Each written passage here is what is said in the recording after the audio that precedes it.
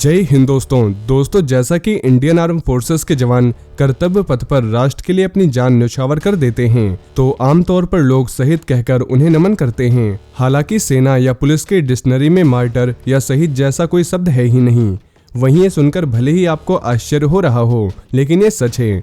Defence मंत्रालय ने संसद में क्लियर बता रखा है, कॉन्फ्लिक्ट या काउंटर टेररिज्म ऑपरेशन के दौरान जान गंवाने वाले सैनिकों के लिए मार्टर या शहीद शब्द का इस्तेमाल नहीं होता। ये गलत है। तो आइए जानते हैं ऐसा क्यों है। दोस्तों, कई सालों से जनता के बीच डिबेट का मुद्दा रहा है और पहले भी सरकारों ने कई बार ये क्लियर किया है कि कार्रवाई के दौरान मिनिस्ट्री ऑफ आर्म फोर्सेस और होम अफेयर्स के अधीन आने वाले central arm police force CAPF में किसी भी कैजुअलिटी के लिए शहीद शब्द का इस्तेमाल नहीं होता है। वैसे कभी कभी ऐसा भी देखा गया है कि शहीद न लिखने पर कुछ लोग ऐतराज जताते हैं और सोशल मीडिया पर ऐसे मामले उठते रहते हैं। वहीं सरकार ने शहीद न कहने के पीछे जो तर्क रखा है वो जानना सभी के लिए जरूरी है।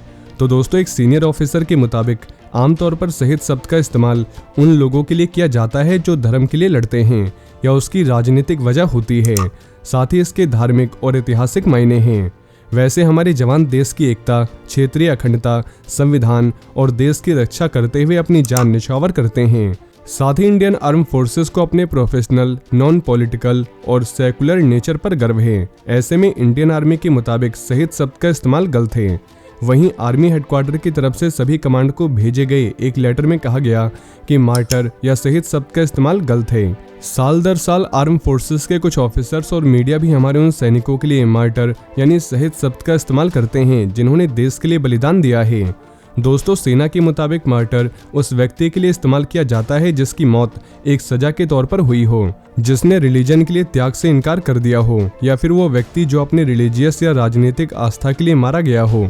इसलिए इंडियन आर्मी के सैनिकों के लिए इस शब्द का इस्तेमाल ठीक नहीं है। वैसे सेना ने बताया कि स्पीच में या कहीं भी वीर सैनिकों का जिक्र करने के लिए शहीद के बजाय इन शब्दों का इस्तेमाल किया जा सकता है, जैसे killed in action, laid down their lives, supreme sacrifice for the nation, fallen heroes, Indian army braves यानी भारतीय सेना के वीर, फॉलन सोल्जर्स, वीरगति प्राप्त सैनिक।